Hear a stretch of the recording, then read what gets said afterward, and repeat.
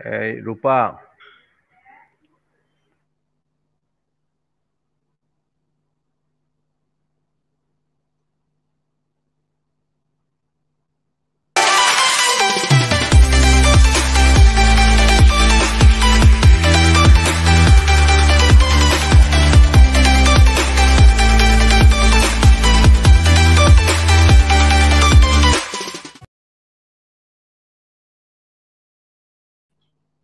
আসসালামু আলাইকুম। দর্শক সবাইকে স্বাগত জানাচ্ছি হেলথ টিউব বিডি নিয়মিত স্বাস্থ্য বিষয়ক অনুষ্ঠান ডাক্তার পাশে আছেন, sponsored by Square pharmaceuticals limited and powered by Everspray advancement in allergic rhinitis management. আমি ডাক্তার নাইমা আছি আপনাদের সাথে সব সময়কার মতো পুরো অনুষ্ঠান জুড়ে উপস্থাপনায়।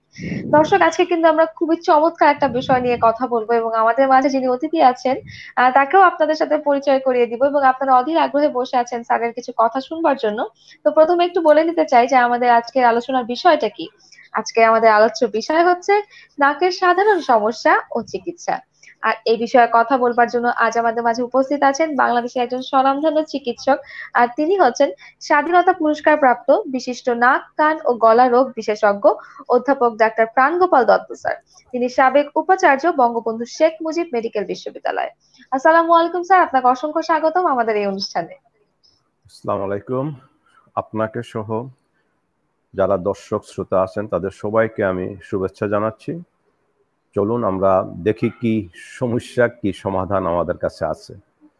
জি স্যার, ধন্যবাদ স্যার আপনাকে যে আপনি আসলে আপনার ব্যস্ত সময় থেকে আমাদেরকে সময় দিয়েছেন। তো স্যার, আমাদের আজকের আলোচনাটা যদি শুরু করি, স্যার প্রথমে আপনার কাছে একটু জানতে চাই যে আসলে নাকের সাধারণ সমস্যাগুলো কি কি আছে। অ্যাকচুয়ালি এটাকে যদি আমি বলতে চাই, কিভাবে বলবো, সেটা কি নাকের সমস্যা দিয়ে বলবো না নাকের অসুখগুলা দিয়ে বলবো? সাধারণত একজন রোগী আমাদের কাছে যখন আসেন তার নাকের কিছু কমপ্লেন নিয়ে আসে, মানে তার কষ্টগুলা কি সেগুলি নিয়ে আসে। সেই কষ্টগুলোর মধ্যে আমরা সাধারণত দেখি যে রোগীরা এসে বলে আমার নাক থেকে পানি ঝরে, অথবা আমার হাঁচি হয় এবং একসাথে অনেকগুলা হাঁচি হয়। আবার অনেকে এসে বলেন যে আমার নাকের পেছন দিক দিয়ে মনে হয় যেন কিছু একটা মুখের ভিতরে পড়ে, যেটাকে আমরা মেডিকেল সায়েন্সের ভাষায় বলি পোস্ট নেজাল ড্রিপ। তারপর কেউ কেউ এসে বলেন যে আমার নাকের যে পানিটা পড়ে সেটা একদম পরিষ্কার পানির মতো। কেউ কেউ বলেন যে সেটা আবার একটু ইউলিশ হয়, কেউ কেউ বলেন যে সেটা আবার দুর্গন্ধযুক্ত। এই প্রত্যেকটা কথার কিন্তু একটা তাৎপর্য আছে।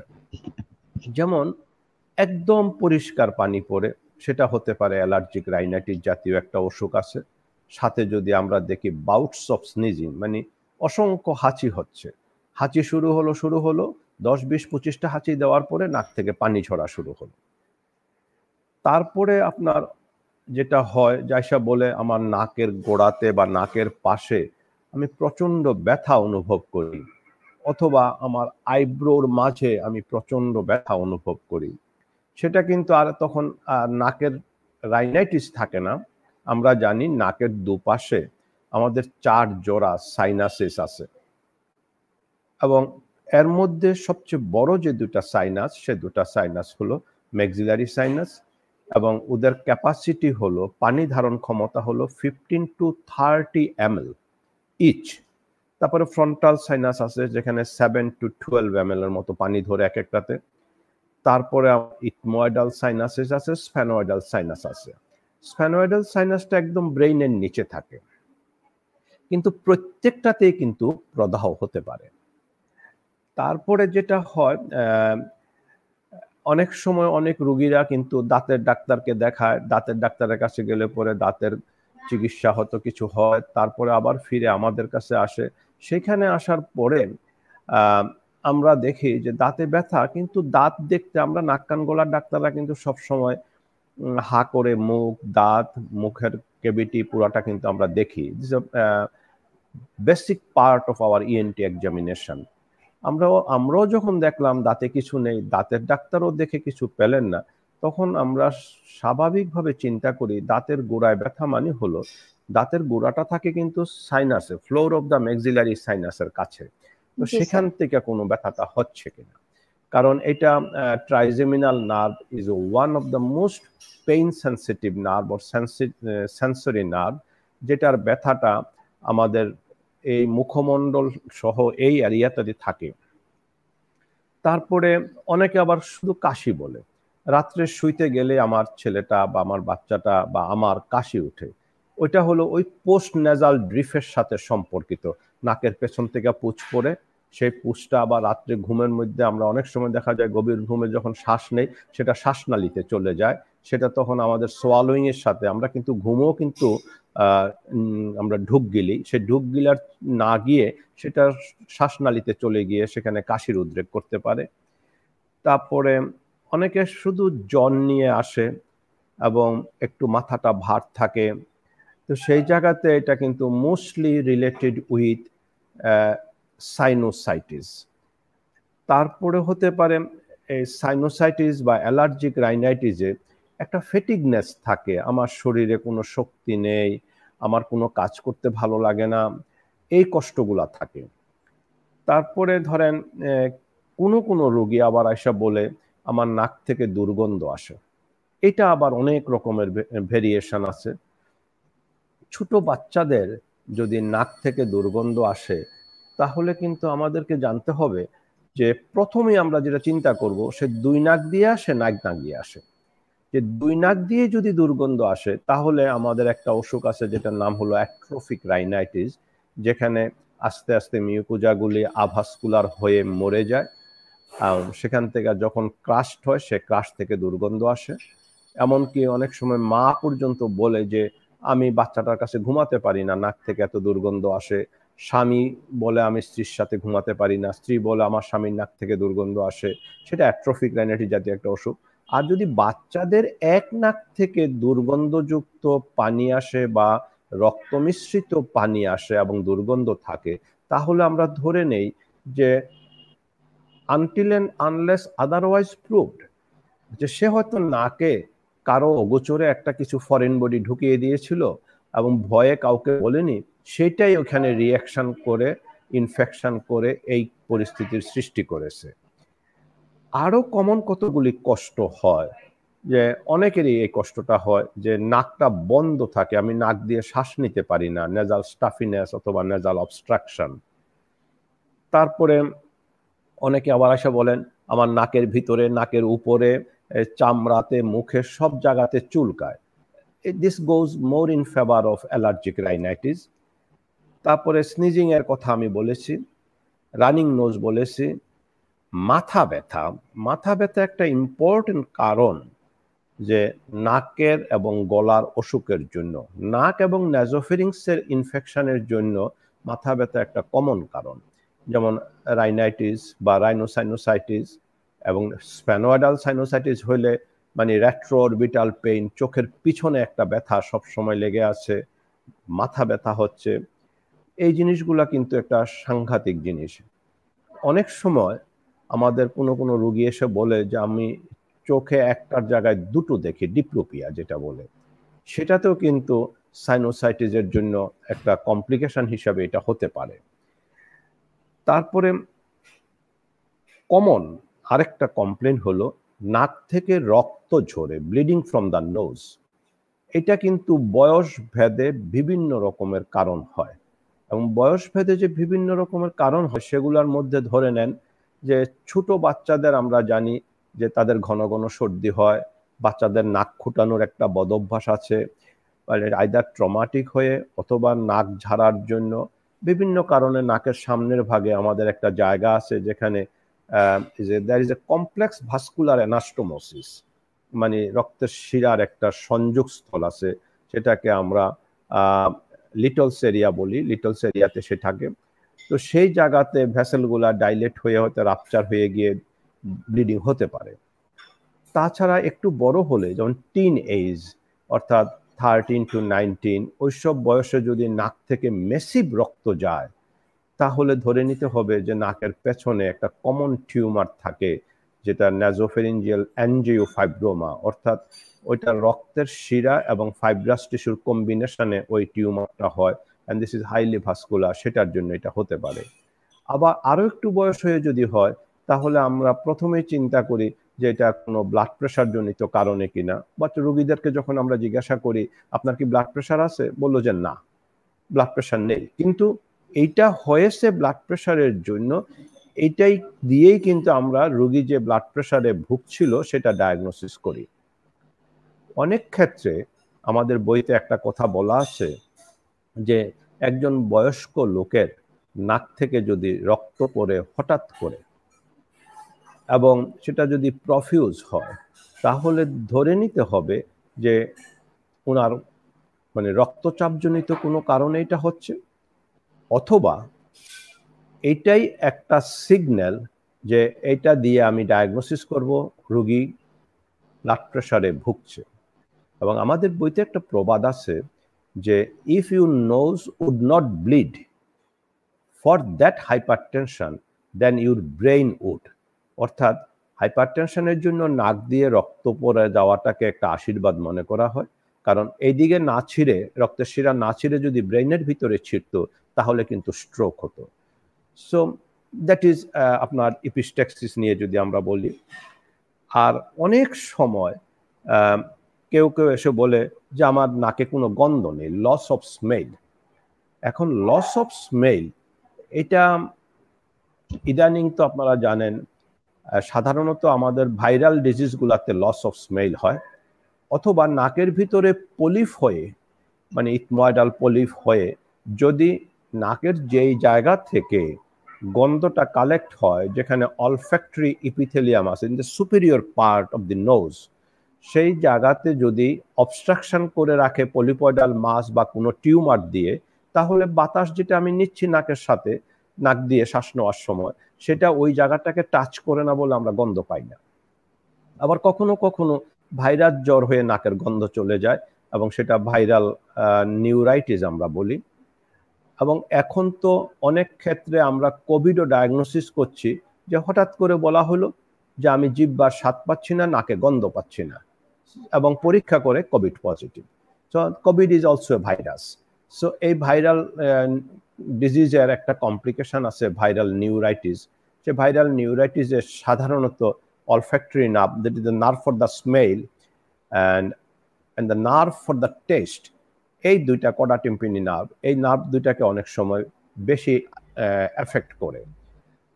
এখন কিন্তু আবার অনেক সময় এই ভাইরাসের জন্য, ভাইরাল অ্যালার্জিক রাইনাইটিসের জন্য বা ভাইরাল ইনফেকশনের রাইনাইটিস হওয়ার জন্য কেউ কেউ কিন্তু ইমব্যালেন্স বলে, হঠাৎ করে আমার ইমব্যালেন্স হয়ে যাচ্ছে।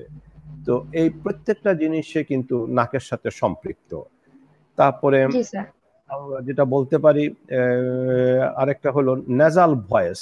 অনেকে এসে বলে আমার বন্ধুরা আমার নাকের আমার মানে গলার স্বরটা শুনে আমাকে কেন বলে যে আমি নাকে নাকে কথা বলি।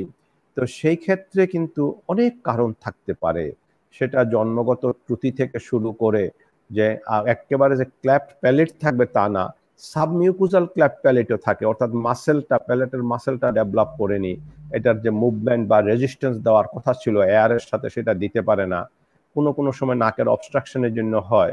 তো এই যে ন্যাসাল ভয়েস, সেটাও একটা কমপ্লেইন। সাধারণত এগুলাই হলো আমাদের কমপ্লেইন। জি, আপনাকে অসংখ্য ধন্যবাদ স্যার এত সুন্দর করে বিস্তারিত বলবার জন্য। আমার কাছে মনে হয় দর্শকরা আমাদেরকে যারা এতক্ষণে অলরেডি অনেক প্রশ্ন করে ফেলেছেন, তো দর্শক আপনারা আমাদের সাথেই থাকুন একটু ধৈর্য ধরে। আমরা কিন্তু প্রত্যেকটা সমস্যা নিয়ে আলোচনা করব এবং আপনাদের প্রশ্নের সমাধানগুলো আমরা করে দেবার চেষ্টা করব। তো স্যার আমি প্রথমে একটু আপনার কাছে এখন জানতে চাই, যেহেতু আমরা সমস্যাগুলো নিয়ে একটু আলোচনা করব, যে স্যার অ্যালার্জিক রাইনাইটিস বা আপনি যেটা শুরুতেই বলছিলেন, এই অসুখটা যখন হয় কারো, সেই ক্ষেত্রে স্যার লক্ষণ বা উপসর্গগুলো কি থাকতে পারে, বা আসলে এর চিকিৎসা ব্যবস্থাটা কি আছে? অ্যাকচুয়ালি এই অ্যালার্জিক রাইনাইটিস নিয়ে কিন্তু রোগীরা যদি তাদেরকে ডাক্তার ভালো করে বুঝিয়ে না দেয়, তারা কিন্তু একজনের কাছ থেকে একজনের কাছে এরকম ঘুরতে থাকে। অ্যাকচুয়ালি আমি বলেছি allergic rhinitis, we all know যে অ্যালার্জিক ফ্যাক্টরটা যদি আইডেন্টিফাই করা যায় আর সেই ফ্যাক্টরটাকে যদি আমরা দূরীভূত করে দিতে পারি, সরিয়ে দিতে পারি, তাহলে কিন্তু এটা ওষুধ ছাড়াই ভালো হওয়ার কথা। কিন্তু মজার ব্যাপার হলো এই অ্যালার্জিক ফ্যাক্টরটা আইডেন্টিফাই করতে খুব কষ্ট হয়। আর আজকে এই এনভায়রনমেন্টে যে অ্যালার্জেন আছে, কালকে কিন্তু নতুন করে আরেকটা সেখানে যোগ হতে পারে। তো সুতরাং আমি আপনাকে যদি ওই অনেক সময় অ্যালার্জিক টেস্টগুলা করে তাতে ইমিউনাইজেশন করা হয় বা ভ্যাকসিনেশন করা হয়, আসলে সেগুলা তো যে খুব একটা লাভবান কেউ হয় আমার কাছে মনে হচ্ছে না। কারণ আমাদের অনেক রোগী দেখা যাচ্ছে যে বিদেশে যে সিঙ্গাপুর, ব্যাংকক, ভারতে যে এরকম অ্যালার্জিক টেস্ট করে আয়সা খুব গর্ব করে বলে আমি ভ্যাকসিন দিয়েছি ৭২টা অ্যালার্জেনের এগেইনস্টে, কিন্তু ৭৩ নম্বর অ্যালার্জেন কি সেটা তো উনি জানেন না। তো এটা থেকে যায়।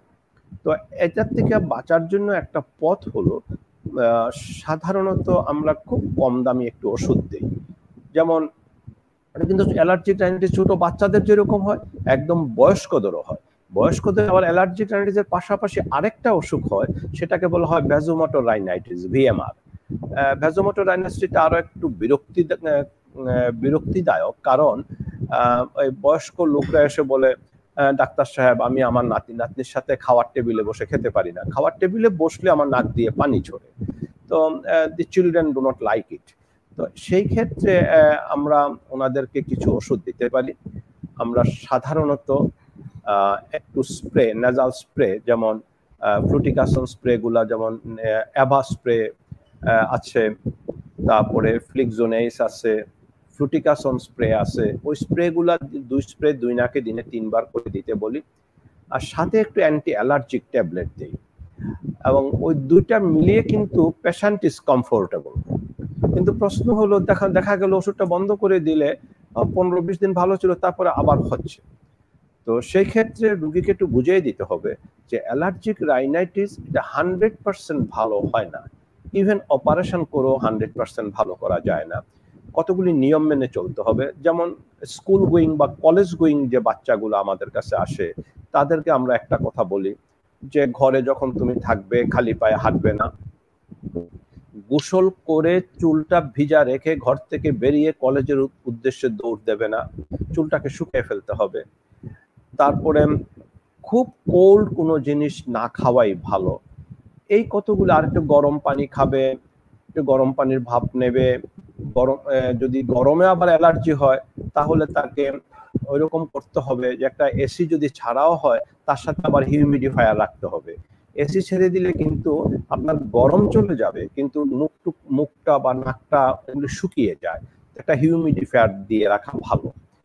আর সার্জিক্যাল ট্রিটমেন্ট একটা আছে অ্যালার্জিক রাইনাইটিসের জন্য, সেটা হলো নাকের যে মিউকোজাটা অ্যালার্জির সাথে সেনসিটিভ হয়ে গিয়ে ইচিং হচ্ছে, হাঁচি হচ্ছে, পানি ঝরাচ্ছে, সেই মিউকোজাটাকে আমরা ইলেকট্রিক কারেন্ট দিয়ে পুড়িয়ে দেই। পুড়িয়ে দেওয়ার সাথে সাথে দেখা যায় যে এই চামড়াটা যে পুড়িয়ে দিলাম সেটা ছিল শুরুতে সিলিয়েটেড কলামনার এপিথেলিয়াম, একটা এপিথেলিয়াল প্যাটার্ন না হলো এরকম। যখন নতুন করে একটা এপিথেলিয়াম হয় সেটা হয় স্ট্র্যাটিফাইড স্কোয়ামাস এপিথেলিয়াম, আমাদের এই চামড়ার মতো। তো সেই ক্ষেত্রে এটার সেন্সিটিভিটি কমে যায়, মানুষ ভালো থাকে, 2-4-5 বছর ভালো থাকে। আবার যারা দুর্ভাগা তারা ভালো নাও হতে পারে।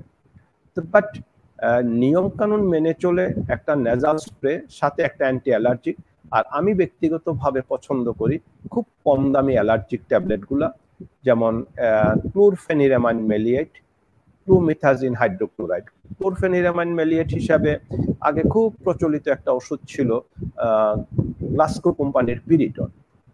এটা আমাদের বাংলাদেশে অন্যান্য কোম্পানির হিস্টাসিন আছে, হিস্টাল আছে, হিস্টালেক্স আছে, স্কোয়ার কোম্পানির আছে অ্যান্টিস্টার সিরাপ। অ্যান্টিস্টার ট্যাবলেট আগে ছিল, ইদানিং কেন জানি ওটা ওনারা মার্কেটে রাখেননি, কিন্তু সিরাপটা আছে। This are all quality product.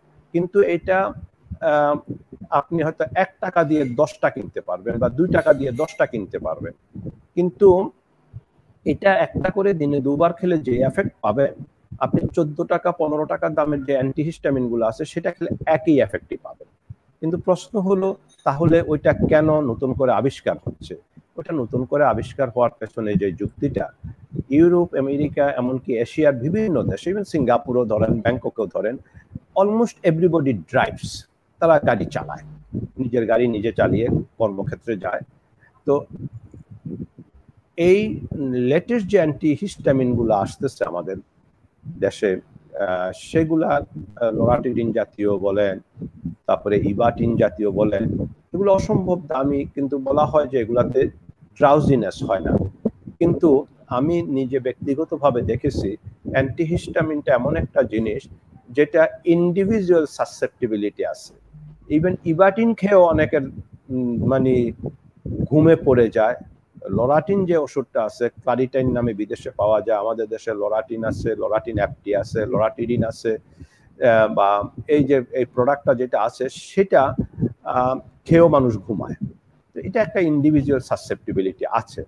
তো আমি ব্যক্তিগতভাবে মনে করি রোগীর চিকিৎসা ব্যথা কমানোর জন্য ও স্প্রেয়ের সাথে কম দামি একটা অ্যান্টিহিস্টামিনই ভালো, কারণ আমাদের দেশে তো আর সবাই গাড়ি চালায় না, বা সবাই কারখানাতে কাজ করে না যে কারখানাতে অ্যাক্সিডেন্ট হয়ে হাত কেটে যাবে এটা সেটা। So this is regarding allergic rhinitis. তবে আজকালকে অনেকে আবার যে এটাও করেন, অ্যালার্জিক রাইনাইটিস যখন আমি ইলেকট্রিক হিট দেই বা ডায়াথার্মিক কোয়াগুলেশন করি, তখন দেখা যায় যে ওই নাকের মাংসটা যেটা ফুলে গিয়ে নাকটা বন্ধ করে দিত, সেটাও পুড়ে যাওয়ার জন্য শ্রিঙ্ক করে একটু ছোট হয়ে যায়। তো দুইটা বেনিফিটই পাওয়া যায়। এখন অনেকে আরো বেশি সফিস্টিকেটেড অপারেশন করেন, ফাংশনাল এন্ডোস্কোপিক সাইনাস সার্জারি করেন। বাট একটা কথা খেয়াল রাখতে হবে, প্রত্যেকটা অপারেশনের কিন্তু একটা সাইড এফেক্ট আছে, আর সাইড এফেক্ট না থাকলেও একটা মরবিডিটি আছে। আবার এক অপারেশনে শুধু অপারেশনের জন্য রোগী মারা যায় না, অপারেশনে কিন্তু অ্যানেস্থেসিয়ার জন্য রোগী মারা যেতে পারে, পোস্ট-অপারেটিভ রুমে পোস্ট-অপারেটিভ কেয়ার ভালো না হলে রোগী মারা যেতে পারে, এবং প্রি-অপারেটিভ আমার জীবনে ঘটেছে এরকম ঘটনা। আমি যখন চিটাগং মেডিকেল কলেজে, আমি তখন রেজিস্ট্রার বা আরএস রেজিস্ট্রার, তখন একজন ব্যাংকের একটা কর্মকর্তা, ওনার বাড়ি ছিল ফেনীতে, তো উনাকে প্রি অপারেটিভ চেক আপের জন্য মেডিসিনের এক প্রফেসরের কাছে আমরা পাঠাচ্ছিলাম, অ্যানেস্থেসিয়া আনফিট বলেছিল। তো মেডিসিনের প্রফেসরের কাছে পাঠালাম, হুইল চেয়ারে করে গেল, হুইল চেয়ারে করে আসার সময় যে ইএনটি ওয়ার্ডের পাশেই ছিল আই ওয়ার্ডের সামনে সে মেসিভ হার্ট অ্যাটাকে মরে গেল। তো সুতরাং অপারেশনের ব্যাপারে আমি ব্যক্তিগতভাবে মনে করি যে ডিসিশন শুড বি অন 100 না হলেও 80 to 90% বেনিফিট রোগীকে দেওয়া যাবে, সেটা জেনে তারপরে অপারেশন অ্যাডভাইস করা উচিত। আরেকটা জিনিস হলো, অপারেশন অ্যাডভাইস করার সময় মনে রাখতে হবে একটা কথাই, যে এই 10 বছরের বাচ্চাটাকে যে আমি বললাম এই অপারেশনটা করতে হবে, আমার নাতনি যে 10 বছরের আছে তাকে যদি আমি দেখতাম, আমি কি এটা বলতাম কিনা। তাতে করে হয় কি, আমাদের এটা রেশনাল হয়ে যায়, যে একটা যৌক্তিক একটা ইন্ডিকেশন হয় যে এটা সত্যি করা দরকার, করলে আমার বাচ্চাটা ভালো থাকবে। So thank you. জি ধন্যবাদ স্যার। জি না না স্যার, আমি আছি স্যার। স্যার জি স্যার, আরেকটা জিনিস হচ্ছে স্যার, অনেকেই এই অ্যালার্জিক রাইনাইটিসের জন্য দেখা যায় যে দীর্ঘদিন ধরে নেজাল ড্রপ ব্যবহার করে, হয়তো বা ডাক্তারের পরামর্শ ছাড়াই করছে। তো স্যার আসলে দীর্ঘদিন কি এই নেজাল ড্রপ গুলো ব্যবহার করা ঠিক কিনা? যেমন স্যার অ্যান্টাজলের উপর অনেকেই ডিপেন্ডেন্ট হয়ে যায়, তো সেই ক্ষেত্রে যদি কিছু এখানে অ্যালার্জিক রাইনাইটিসে তো অ্যান্টাজল কাজ করে না গো। অ্যালার্জিক রাইনাইটিসেও নাক বন্ধ হয়, এমনিতে সিম্পল হাইপারট্রফিড ইনফিরিয়র টার্বিনেট হয়েও নাক বন্ধ হয়। অ্যান্টাজলটা দিলে হয় কি, নাকটা ইমিডিয়েটলি খুলে যায়। অ্যান্টাজল মিনস জাইলোমেটাজোলিন, হাইড্রোক্লোরিন ক্লোরাইড আর অক্সিমেটাজোলিন, যেটাই হোক, কিন্তু এটা আবার রিবাউন্ড কনজেশন করে, এটা যেরকম তাড়াতাড়ি খুলে দেয়, আবার কয়েক ঘন্টা পরে আবার এটা কনজেস্টেড হয়ে যায়। এতে করে হয় কি, অনেক রোগীরা আছে এটা পকেটে নিয়েই ঘুরে, অনেকে বালিশের নিচে রেখে দেয়, রাত্রে ঘুমের মধ্যে নাকে এটা দেওয়া শুরু করে। তো যখনই বন্ধ হয় তখনই দেয়, যখনই বন্ধ হয় তখনই দেয়। তো এটাতে একটা বিশাল সাইড এফেক্ট হলো, এটা রিবাউন্ড কনজেশন। একটা স্টেজে যে শুরুতে হয়তো তুমি দিনে 2 বার দিলে ভালো আছো, কিন্তু পরে দেখা যাবে যে তোমার সবচেয়ে যে ক্ষতিটা হলো, প্রথম হয়তো দিনে 2 বার দিয়েছো, 1 সপ্তাহ পরে দিনে 3 বার, 1 মাস পরে দিনে 4 বার, 6 মাস পরে দেখা গেল দিনে 6 বার দেওয়া শুরু করেছে।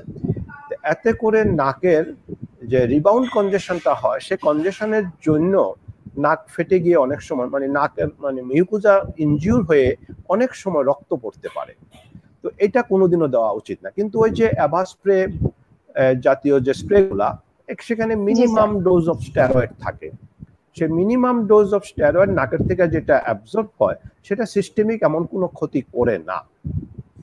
তবে সেটা আমি 2 মাস দিয়ে ভালো আছি, আচ্ছা বন্ধ করে রাখলাম, আবার যদি হয় আবার দিলাম। আর এটা একেবারে রুটিনলি হয়তো শুরুতে দিনে 3 বার দিলাম, তারপরে আমরা এটা আস্তে আস্তে কমিয়ে দিতে পারি।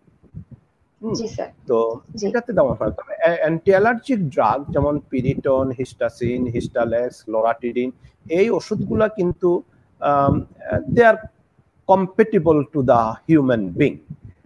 এগুলাতে তেমন একটা সাইড এফেক্ট হয় না। মানে ক্লোরফেনিরামাইন মেলিয়েটটা একটু তোমার করে, ড্রাউজি করে। তো ড্রাউজি আমরা রাত্রিবেলা খেলাম, তাইলে হলো। আর আরেকটা জিনিস আমি যেটা বলছিলাম, যে এই যে অ্যান্টি অ্যালার্জিক ড্রাগগুলা, সেগুলা সাধারণত আমাদেরকে প্রেগন্যান্সিতে ইউজ করার সময় খুব সতর্ক থাকতে হবে, দেখে নিতে হবে যে এটা প্রেগন্যান্সিতে সেফ কি না। প্রেগন্যান্সিতে আমরা কিন্তু ম্যাভহাইড্রোলিন, যেটা ইনসিডেল নামে আগে যেটা পাওয়া যেত, সেই ওষুধটা কিন্তু প্রেগন্যান্সিতে সেফ। বাকি সবগুলোর ব্যাপারে সন্দেহ থেকে গেছে। জি, ধন্যবাদ স্যার।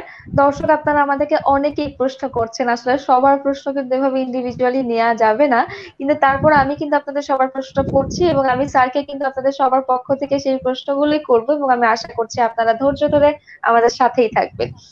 তো স্যার, সবার প্রশ্নের মধ্যে একটা প্রশ্ন কিন্তু আছে আপনার কাছে, যে এই করোনা পরিস্থিতিতে আপনি চেম্বার করছেন না, কবে আপনি চেম্বারে ফিরে যাবেন? আপনার অনেক রোগীরা আজকের এই অনুষ্ঠানটি দেখছে। না, যেমন আমি কিন্তু সিদ্ধান্ত নিয়েছিলাম যে 1 সেপ্টেম্বর থেকে, মানে আগামী পরশু দিন থেকে বসবো, কিন্তু কুরবানির পরে গ্রামগঞ্জের দিকে পরিবেশটা একটু খারাপ হয়ে গেছে। তো সেই ক্ষেত্রে আরো একটু সময় নেব। আর এখন চেম্বার থেকে যেহেতু আমাকেও প্রচন্ড ভাবে টেলিফোন করে, অসংখ্য টেলিফোন আমাকে ধরতে হয়, এখন ওই অনলাইনে চেম্বারে আমার একজন জুনিয়র, 2-3জন জুনিয়র থাকবে, তারা রোগীটা দেখে আমার সাথে রোগীকে কানেক্ট করে দেবে। ওইরকম ভাবে হয়তো রবিবার, মঙ্গলবার, বৃহস্পতিবার ইনিশিয়ালি যত কম সংখ্যক রোগী দেখবো আর কি, দেখে দেবো, মানে অ্যাডভাইস দেবো। দেখবো বললে এটা অন্যায় করা হবে। আর সবচেয়ে বড় কথা হলো, নাক কান গলার রোগী কিন্তু না দেখে কিছু করা যায় না।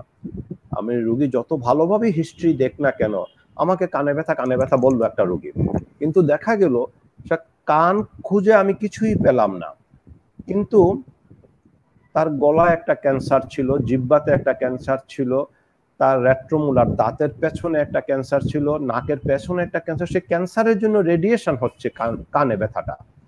তো সুতরাং আমি যদি একটা রোগী কানে ব্যথার জন্য শুধু কানটা দেখি, আমি কিন্তু ডায়াগনোসিসটা মিস করব। আমাকে নাকটা দেখতে হবে, নাকের পেছনের অংশটা দেখতে হবে, হা করে জিহ্বা থেকে শুরু করে দাঁত থেকে শুরু করে সব দেখতে হবে, তারপরে আমি কানে যাব। আর একটা নাক কান গলার রোগীদের কিন্তু একটা কমন জিনিস হলো, আমাকে গলায় হাত দিয়ে দেখতেই হবে কোথাও কোনো লিম্ফ নোড আছে কিনা। That indicates a very bad thing.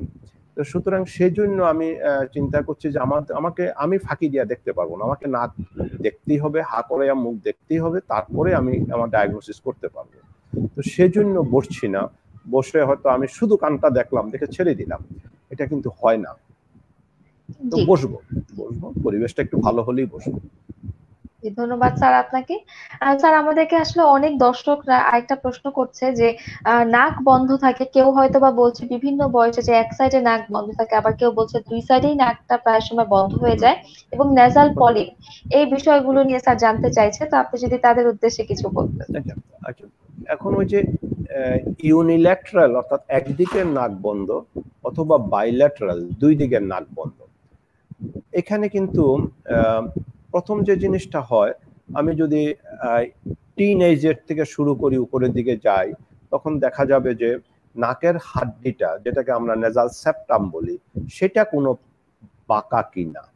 একেবারে ইউনিভার্সালি সবাই নাকের হাড্ডিটা, মাঝের সেপ্টামটা কিছু না কিছু বাঁকা, তবে সেটা সিমটম প্রডিউস করে কিনা অথবা গ্রস বাঁকা কিনা। যদি গ্রস বাঁকা হয়, সেই ক্ষেত্রে আমরা দেখব যে এটা কারেক্ট করলে, তার সুজু করে দিলে তার নাক দুইটা সমপরিমাণ খুলবে কিনা। যেমন আর্মিতে আপনার যে কোনো অফিসার র্যাঙ্কে বা সিপাহী র্যাঙ্কে যখন নেওয়া হয়, তখন যদি তাদের এরকম নাকের হাড্ডি ক্রসলি বাঁকা থাকে, সেটা কিন্তু আর্মিতে ঢুকার আগেই টেম্পোরারি আনফিট করে এটাকে সোজা করে নেওয়া হয়, মানে যে কোনো কাউকে দিয়ে অপারেশন করে নেওয়া হয়। কারণ সেখানে যে পরিমাণ ফিজিক্যাল এক্সারসাইজ করতে হয়, তাতে করে দেখা যায় পরে এটার জন্য সে মুখ দিয়ে শ্বাস নিয়ে he becomes more tired, but early টায়ার্ডনেসটা তার হয়ে যায় then that of his other colleagues or batchmate যারা ট্রেনিরা আছে। তো এটা একটা। আরেকটা হলো একদিকে নাক বন্ধ, সেটা নাকের পলিপ দুই রকমের হয়।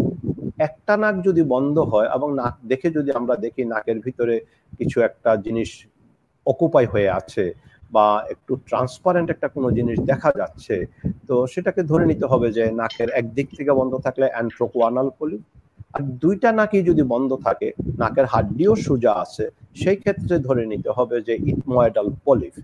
আর ছোট বাচ্চাদের নাকের পেছনে একটা এডিনয়েড আছে, টনসিলার টিস্যু বা লিম্ফয়েড টিস্যু, সেটা যদি বড় হয়ে যায়, এবং সেটা বাচ্চাদের কিন্তু বড় থাকে, এবং বড় থাকে আমরা অনেক সময় ওষুধ দিলে পরে দেখা যায় যে ভালো হয়ে যায়। কিন্তু মজার ব্যাপার হলো যদি ওইটার জন্য বাচ্চার আরো কোনো পার্শ্ব প্রতিক্রিয়া হয়, যেমন দাঁত উঁচু হয়ে যাচ্ছে, রাত্রে হা করে শ্বাস নিচ্ছে, মাঝে মাঝে কানের ইনফেকশন হচ্ছে, অথবা ঘুমের মধ্যে ঝাট করে লাফ দিয়ে উঠে বসে যাচ্ছে, এরকম জিনিসগুলা যদি হয়, অথবা ফিডার খাওয়ার সময় দেখা যায় একটু পর পরে ফিডারটা মুখ থেকে বের করে দিচ্ছে, অথবা মায়ের বুকের দুধ খাওয়ার সময় দেখা যায় যে নিপলটাকে দুই একটা সাক করে আবার ছেড়ে দিচ্ছে, তাহলে সেই সব ক্ষেত্রে আমরা কিছু কনজারভেটিভ ট্রিটমেন্ট দেই। নাকে একটু ডিকনজেস্টেন্ট দেই, মুখে একটা অ্যান্টিবায়োটিক দেই, আবার একটু অ্যান্টি অ্যালার্জিক ওষুধও দেই। আমাদের উদ্দেশ্য হলো এডিনয়েডের সাইজটা ছোট করা, মানে ডিকনজেস্টেন্ট দিয়ে।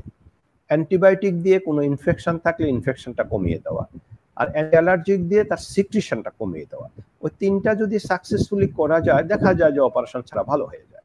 তবে সাধারণত 2-2.5 বছরের পর থেকে 11 বছর পর্যন্ত এডিনয়েড বাচ্চাদেরকে কষ্ট দেয়। আবার অনেকে একবার দুবার ওষুধ খাওয়ার পরে ভালো হয়ে যায়, যদি প্রপার হাইজিনিক কন্ডিশনটা মেনটেন করা হয়, অর্থাৎ মানে বাথরুমে যে 1 ঘন্টার পর ঘন্টা পানি নিয়ে পড়ে না থাকলো বাচ্চাটা, তারপরে চুল ভিজা রাখে, এই জিনিসগুলো আগে যেটা অ্যালার্জির জন্য বলেছিলাম সেগুলো হলে হয়।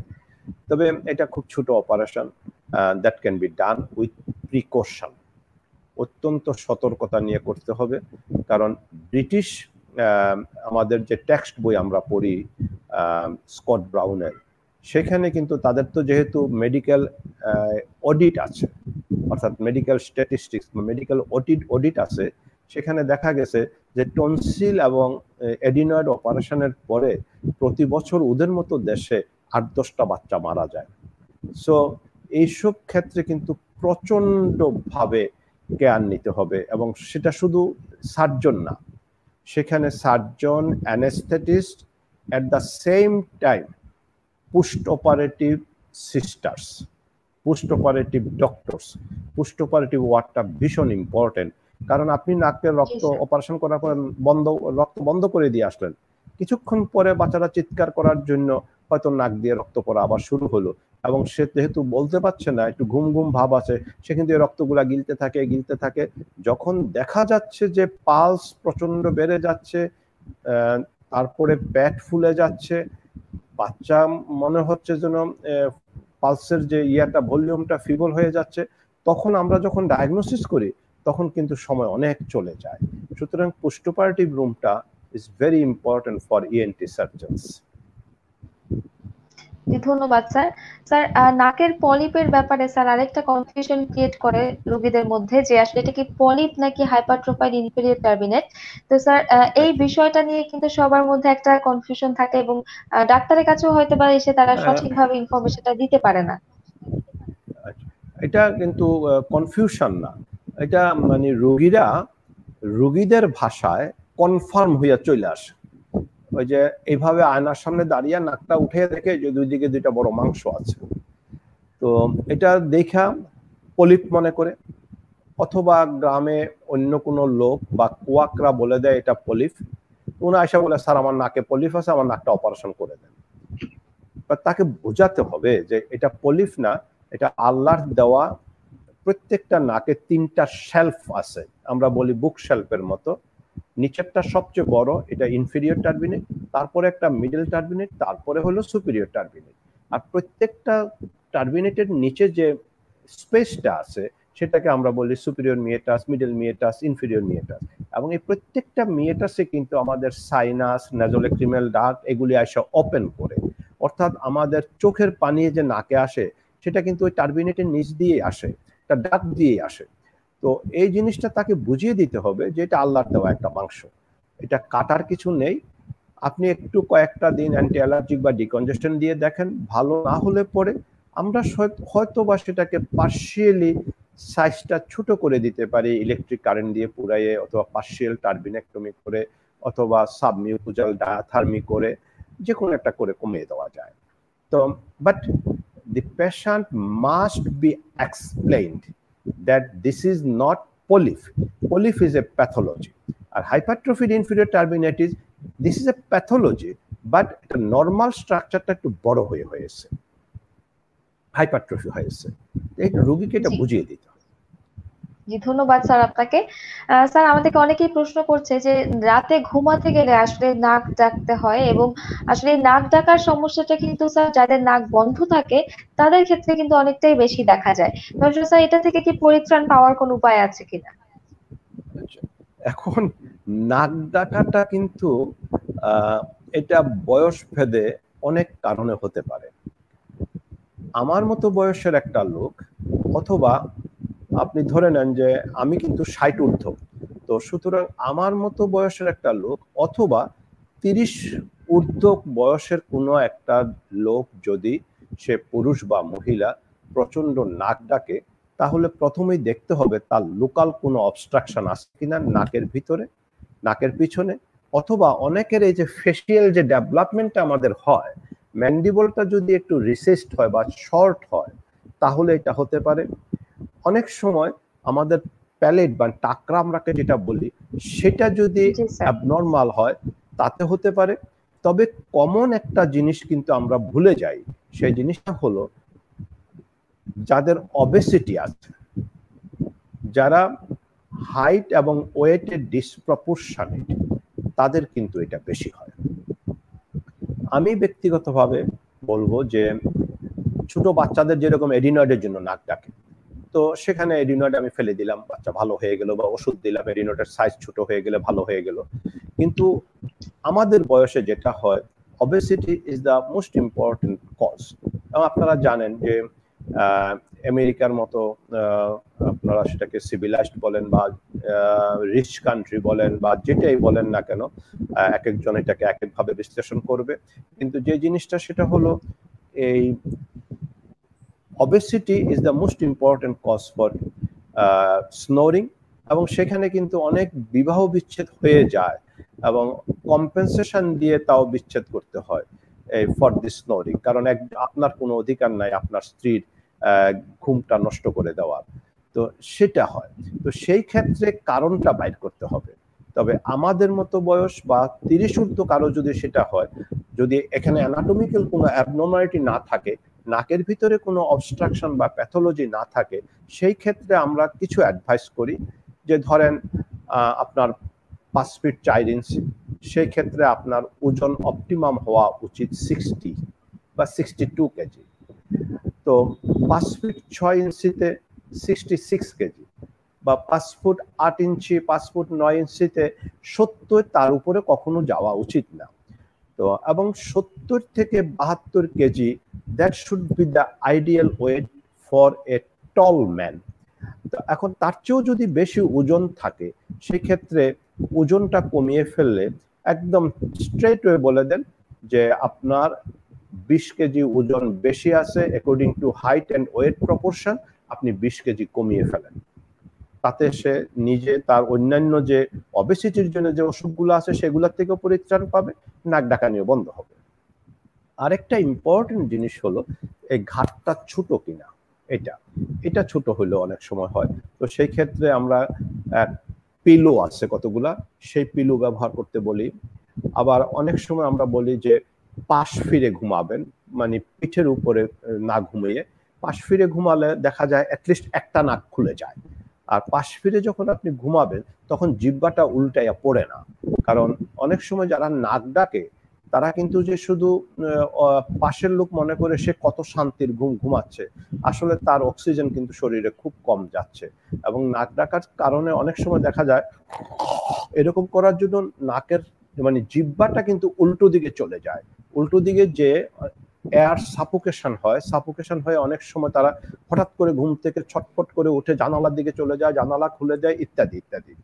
তো এইসব কেসে একটা সার্জারিও আছে, সেটা আমরা ইউ-ট্রিপল-পি ইবুলোপ্যালাটোফেরিঙ্গোপ্লাস্টি আমরা করি।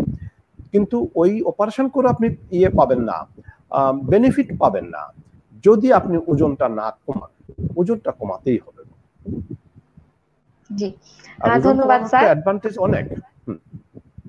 বলেন স্যার, আরো প্রশ্ন আসছে স্যার, তার মধ্যে একটা আমি একটু আপনার কাছে জানতে চাই যে নাকের মাংস বেড়ে যাওয়ার আমরা আলোচনা করেছি, কিন্তু নাকের হাড় যখন বেঁকে যায় সেই ক্ষেত্রে কি সব সময় সার্জারির প্রয়োজন হয় কিনা, অনেকে এই প্রশ্নটা করছে। এবং স্যার, বয়সের ভিত্তিতে কোনো ট্রিটমেন্ট প্রসিজারের কোনো লিমিটেশনস আছে কিনা সেটাও জানতে চাইছি। এখানে আমি কিন্তু শুরুতে একবার বলেছিলাম নাকের হাড় বাঁকা হওয়ার জন্য তার কষ্ট হচ্ছে কিনা, এবং সেই কষ্টটুকু কনজারভেটিভ ট্রিটমেন্ট দিয়ে ওষুধ দিয়ে ভালো ফিল করছে কিনা। আমি কিন্তু বলেছি যে সেনাবাহিনীতে লোক নেওয়ার সময় এরা কিন্তু গ্রস বাঁকা না হলেও বলে নেয় যে অপারেশন করে নাকটা সোজা করে নেওয়ার জন্য, কারণ ফিজিক্যাল এক্সারসাইজের সময় মুখ দিয়ে শ্বাস নিলে সে টায়ার্ড হয়ে যাবে earlier then that of others. এটা অ্যাবসলিউটলি ডিপেন্ড করে রোগীর কমপ্লেইন এবং ডাক্তারের ক্লিনিক্যাল এক্সামিনেশনের উপরে। এবং আবার ওই একটা কথাই আমি বলবো যে নাকের অপারেশনের পরে কিন্তু আমরা নাকে একটা প্যাক দেই ফর হেমোস্টেসিস, ব্লিডিং বন্ধ করার জন্য। তার মানে ওই 24 ঘন্টা যদি আমরা ওইটা রাখি, 24 ঘন্টা রোগীটা কিন্তু মুখ দিয়ে শ্বাস নেয়, এবং মুখ দিয়ে শ্বাস নেওয়ার সময় তার জিহ্বা আবার উল্টিয়ে পড়ে যায় কিনা বা কনসিল্ড কোনো ব্লিডিং হচ্ছে কিনা সেগুলি কিন্তু খেয়াল রাখতে হয়। তবে এটা অ্যাবসলিউটলি ডিপেন্ড করবে নাকের হাড্ডি বাঁকার জন্য যে রোগীর কষ্ট এবং ডাক্তারের ডিসিশন, অর্থাৎ ডাক্তারের যে ক্লিনিক্যাল ডিসিশন, সেই দুটার উপরে ভিত্তি করে। জি, ধন্যবাদ স্যার। স্যার, আসলে নাক দিয়ে রক্ত পড়ার যে সমস্যাটা থাকে, এপিস্টেক্সিস যেটাকে আপনারা বলছেন, তো এটা আসলে হওয়ার কারণটা কি, বা এটা হলে আসলে কি করা উচিত? ঘরোয়া কোনো পদ্ধতি আছে কিনা এই নাক দিয়ে রক্ত পড়াকে বন্ধ করার ক্ষেত্রে? এটা বয়স ভেদে এক একটা কারণ হতে পারে। যেমন ছোট বাচ্চাদের মানে you will rarely see a family যে বলবে না যে আমার ছোটবেলায় নাক দিয়ে রক্ত পড়েছে, এবং অনেক মারাই বলবে আমার 5টা বাচ্চা ছিল, 5টারই ছোটবেলায় নাক দিয়ে রক্ত পড়তো, ডাক্তারের কাছে গেছিলাম, ডাক্তার বলছে অপারেশন করতে, আমি কিছুই করি না, বড় হয়ে ভালো হয়ে গেছে। এটা হয় সাধারণত ছোট বাচ্চাদের নেজাল হাইজিন যেটা, সেটা হলো একটু সর্দি হলো নাক ঝাড়ার কোনো টেকনিক তারা জানে না। নাম্বার 2, নাক যখন মা বা অন্য কেউ মুছে দেয় তখন খুব জোরে ফ্যাত ফ্যাত করতে বলে। আবার কোনো কোনো বাচ্চা আছে একটু সুরসুর হলে নাকের ভিতরে আঙ্গুল ঢুকিয়ে দিয়ে খুঁচানো শুরু করে। আমি তো শুরুতে বলেছিলাম যে আমাদের নাকের একদম সম্মুখভাবে যে পার্টিশনটা আছে, পর্দাটা আছে, সেপ্টামটা আছে, তার একটা এরিয়া আছে যেটাকে মানে অনেকগুলা রক্তশিরার সংযোগস্থল, যাকে আমরা প্লেক্সাস বলি বা কিসেলবার্গ প্লেক্সাস বলি, ওই লিটলস এরিয়াতে ওইটা ইজিলি অ্যাপ্রোচেবল। নাক আঙ্গুল ঢুকে দেয়, ওদের তার নখ ওই রকম কাটা থাকে না, দেখা যায় যে একটু ইনজুরি হয়, হলেই ব্লিডিংটা হয়। তো সেই ক্ষেত্রে যখনই কেউ দেখবে যে তার বাচ্চাটার নাক দিয়ে রক্ত পড়ছে, হট করে এসে ট্রটার্স মেথড, এইভাবে নাকটা চেপে ধরে মাথাটা নিচু করে বসিয়ে বলবেন যে হা করে মুখ দিয়ে শ্বাস নাও, আর রক্ত গেলে ওটা মুখ দিয়ে ফেলে দাও। 10 মিনিট ধরে রাখলে পরে রক্ত পড়া বন্ধ হয়ে যাওয়ার কথা। যদি তার রক্ত জমাট বাঁধার প্রক্রিয়াতে কোনো রকমের ত্রুটি না থাকে। অর্থাৎ ব্লাড কোয়াগুলেশন ডিসঅর্ডার যদি থাকে তাহলে 10 মিনিট ধরে রাখার পরে ছেড়ে দিলে আবার হবে।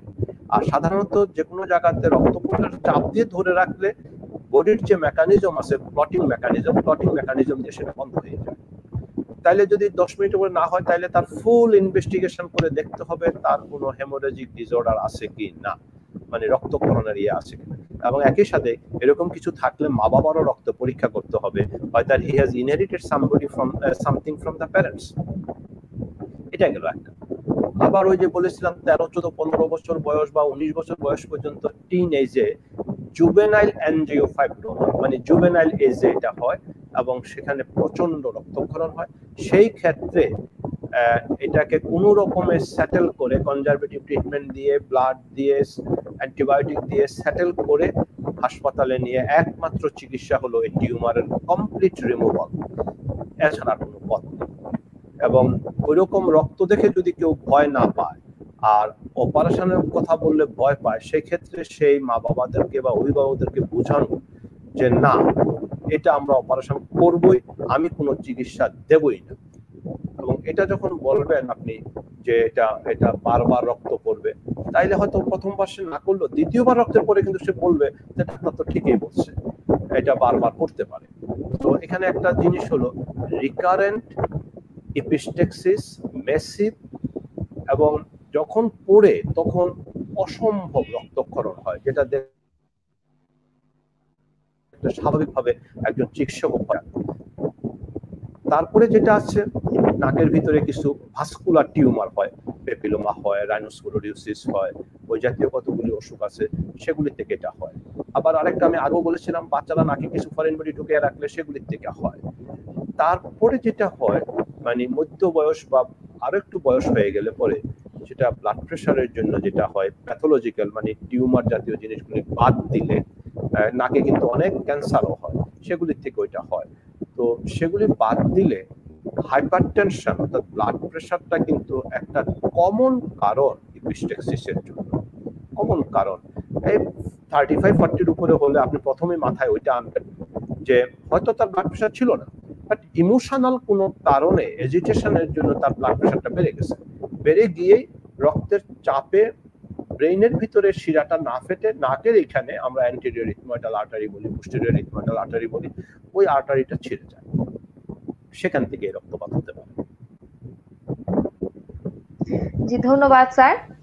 আপনাকে অসংখ্য ধন্যবাদ স্যার, আপনি আসলে এত সুন্দর করে সহজ ভাবে বিস্তারিত বলেছেন আমাদের দর্শকদের উদ্দেশ্যে। তো স্যার, আমাদের অনুষ্ঠানে এই পর্যায়ে স্কয়ার ফার্মাসিউটিক্যালস এর পক্ষ থেকে কিছু বলবার জন্য আমি আমন্ত্রণ জানাচ্ছি মিস্টার মনি মাহমুদুর রহমান ভুইয়াকে, তিনি general manager sales, square pharmaceuticals limited. আপনাকে স্বাগতম জানাচ্ছি আমাদের এই অনুষ্ঠানে।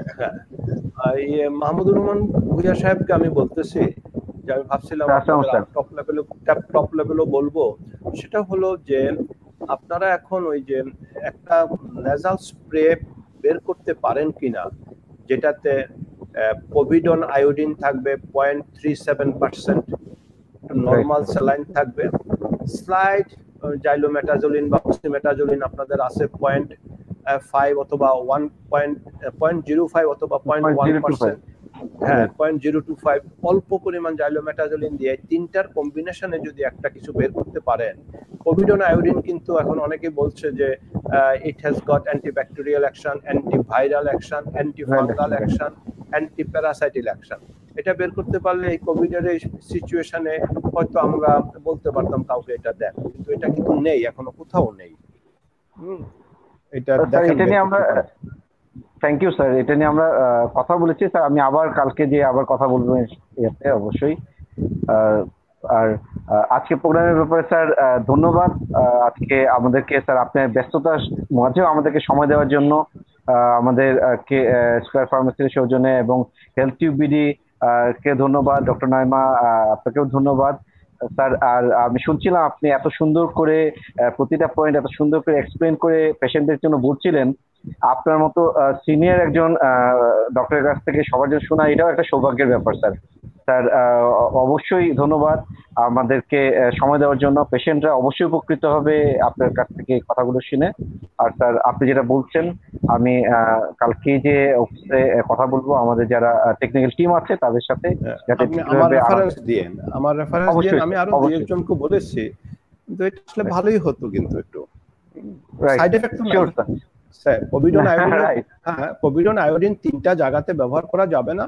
একটা হলো যদি প্রেগন্যান্সি থাকে, আরেকটা হলো যাদের থাইরয়েড ডিসঅর্ডার আছে, আর আরেকটা হলো আয়োডিন সেনসিটিভিটি যদি কারো থাকে। তবে এই তিনটাতেই প্রেগন্যান্সি বাদ দিয়ে বাকি দুইটাতে এই ডোজের 0.37% বা 0.25 এটাতে এমন কোনো সাইড এফেক্ট হবে না। ঠিক আছে স্যার, আমি একবার শেয়ারও করেছিলাম, ওই যে বিএসএমএম না ঢাকা মেডিকেলে মনে হয় ইউজও করছে বিভিন্নরা ইন্ডিভিজুয়ালি ডক্টররা, তা আমি আবার শেয়ার করব স্যার। না, এগুলি তো ক্রুড ওয়েতে হচ্ছে। আপনার স্কয়ার কোম্পানির মতো একটা কোম্পানির প্রোডাক্ট, এটা কিন্তু ক্রুড ওয়েতে হবে না। আমি তো আপনাদের দ্বিতীয় ফ্যাক্টরিটা যখন হয়, যেটা বোধহয় আমি ভুলে গেছি, পসিবলি তত্ত্বাবধায়ক সরকারের উপদেষ্টা শাহাবুদ্দিন সাহেব ওপেন করেছিল বোধহয়। Right sir, right sir. হ্যাঁ, সেটাতে আমি ওপেনিং এ ছিলাম, আমার সৌভাগ্য হয়েছিল যে যেই সেটআপে যেই মেকানিজমে এসব প্রোডাকশন হচ্ছে, দিস ইজ ওয়ার্ল্ড স্ট্যান্ডার্ড। তো একটু ওই হ্যাঁ, এটা করা উচিত আর কি। আচ্ছা, শিওরলি স্যার, শিওরলি আমি স্যার পুরো ট্রাই করবো স্যার, এটা যত দ্রুত ইয়ে করা যায়। আপনাদের এটা সাপোর্টও হবে সবার জন্য। So thank you. জি জি, ধন্যবাদ স্যার আপনাকেও। তো মিস্টার মাহমুদ, আপনাকে অনেক ধন্যবাদ আমার সাথে যুক্ত হওয়ার জন্য। তো আমরা অনুষ্ঠানের শেষ পর্যায়ে চলে এসেছি। তো অনুষ্ঠানে এই পর্যায়ে স্যার আপনার কাছে একটু জানতে চাই যে বর্তমানে যেহেতু করোনা পরিস্থিতি চলছে, তো এই সময়ে আসলে সবার জন্য স্বাস্থ্যবিধি মেনে চলা কতটা জরুরি, একজন নাক কান গলা বিশেষজ্ঞ হিসেবে যদি আপনি সবার উদ্দেশ্যে স্যার আপনার পরামর্শটা দিতেন, তাহলে মনে হয় অনেকের জন্যই উপকার হতো স্যার। এখানে স্বাস্থ্যবিধিটা কি, এটা কিন্তু এখন যারা আমরা টেলিভিশন দেখি, খবরের কাগজ দেখি, এটা সবার কাছে ক্লিয়ার হয়ে গেছে। সেটা হলো আমাকে মাস্ক পরতে হবে, বারবার হাত ধুতে হবে, মানে সেফ ডিস্টেন্স মেনটেন করতে হবে, যতটুকু সম্ভব you stay safely at home. যখন কারো সামান্যটুকু সন্দেহ হবে যে আমার সর্দি হচ্ছে, হাঁচি হচ্ছে, তার কিন্তু কোনো অবস্থাতেই ক্লাউডি প্লেসে তার যাওয়া উচিত না।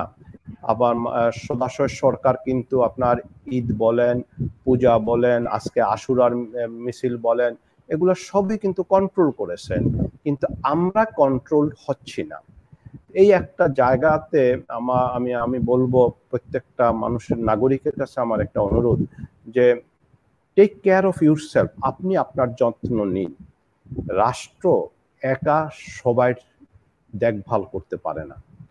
আমিও আমার পরিবারের দেখভাল করতে হবে, তাহলে রাষ্ট্র একটা পরিবারের হাত থেকে বেঁচে গেল। এরকম আমাদের মতো লোকরা যদি আমাদের দেখভাল করি, তাহলে কিন্তু সরকারি যে প্রশাসন যন্ত্র, সরকারি যে চিকিৎসা ব্যবস্থা, তার উপরেও কিন্তু চাপটা কমে যায়।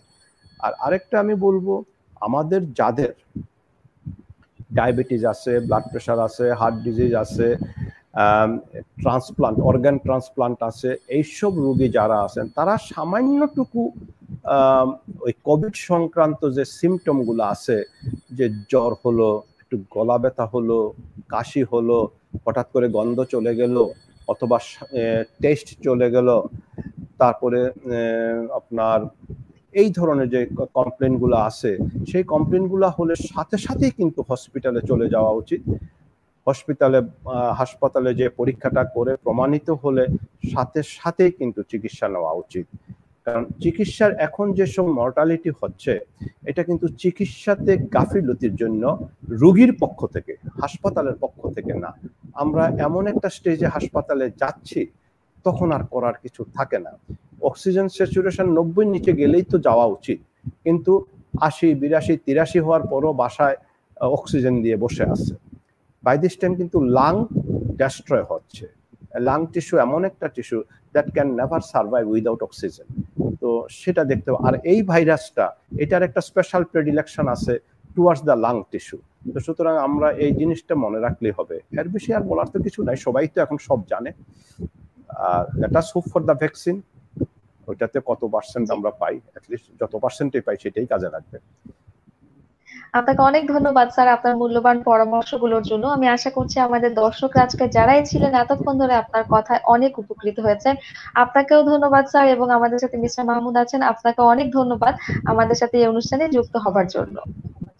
আমার পক্ষ থেকে ডক্টর নাইমাকে বিশেষ ধন্যবাদ, ডক্টর মাহমুদ আপনাকে ধন্যবাদ। স্কয়ার এটা স্পন্সর করেছে অনলি বিকজ এটার জন্য কিন্তু তাদের বেচা বিক্রি বাড়বে না।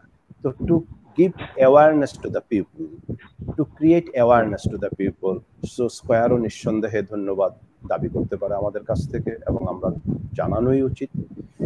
আর যারা দর্শক শ্রোতারা শুনেছেন তাদের যদি কখনো কোনো প্রশ্ন থাকে, অলমোস্ট অনেকে আমার টেলিফোন জানেন, যারা তারা আমাকে টেলিফোনে কল করলে অথবা মেসেজ পাঠালে আমি জবাব দিই, এটাই আমার বক্তব্য।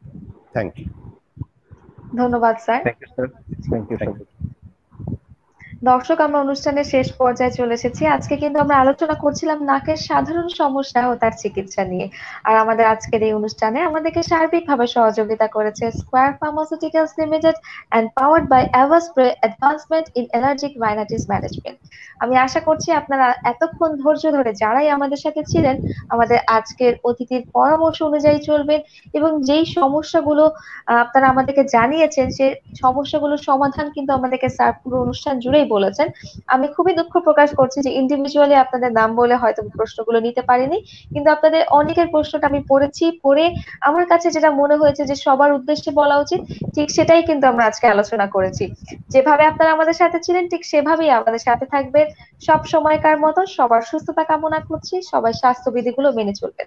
আল্লাহ হাফেজ। Thank you.